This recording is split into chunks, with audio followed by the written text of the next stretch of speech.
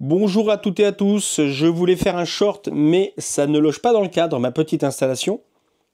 Je reviens vers vous pour ce contacteur. Dans mes commentaires de ma dernière vidéo, une personne me dit, moi si je mets sur 1, donc là vous voyez j'ai mis le projecteur alimenté à travers le contacteur. Vous voyez, l'alimentation arrive ici, ressort ici, va dans cette prise. Et là j'ai mis un de mes projecteurs qui consomme à peu près 60 watts, je dirais à peu près, à la louche. Donc là, ça l'alimente, ça marche. Donc lui, il me dit que quand le Linky fait le contact sec, fait le contact, envoie l'impulsion, ça ne change pas, lui reste sur 1. D'accord? Donc ça, c'est une installation de base. C'est-à-dire, on a le Linky, le 2 ampères ici, vous voyez, qui est coupé pour le moment, et le contacteur. Donc là, je vais alimenter le 2 ampères. Ça veut dire que le circuit du Linky, pour le contact sec du Linky, pour activer la bobine donc du contacteur, eh bien, est alimenté. Donc là, moi, si je fais le contact sec, comme ferait un Linky vers le contacteur, pardon, là, vous voyez, tout de suite, il passe en auto. Ce qui est tout à fait normal. Là, il serait passé en heure creuse. Quand les heures creuses sont terminées, donc, le Linky coupe le contact, et voilà, ça l'éteint. C'est pourquoi moi je vous disais que pour ceux qui ne veulent pas toucher au tableau, qui veulent juste se brancher, vous voyez, un peu comme à l'image où j'ai mis le projecteur dessus, il faut mettre sur 1, vous voyez, ça l'allume aussitôt, et couper le disjoncteur 2 ampères.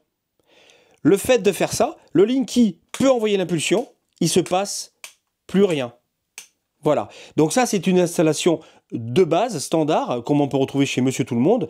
Moi, j'avais même pas cette installation, comme je vous expliquais, parce que j'ai une Calibox, mais c'est une installation vraiment de base. Donc je recommence, vite fait, le 2 ampères activé, il repasse en auto, voilà, dès qu'il enlève les heures creuses, ça l'éteint.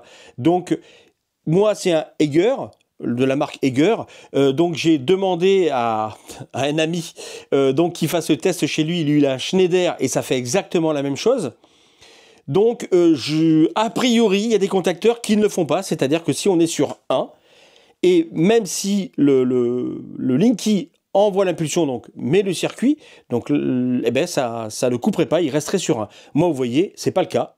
Si je le mets, il se met sur auto, voilà, et si après il s'éteint le Linky, il reste sur auto, bien entendu, et ça coupe l'alimentation. Tirez-en les conclusions, voilà, que vous voulez. En tous les cas, on va dire pour le commun des mortels, c'est comme ça. A priori, il y a d'autres installations qui sont différentes, mais que je ne connais pas. Moi, j'avais une installation encore différente, mais ce contacteur fonctionnait exactement comme ce cas précis, c'est-à-dire sur un alimenté, hop, ça passe en auto, et ainsi de suite.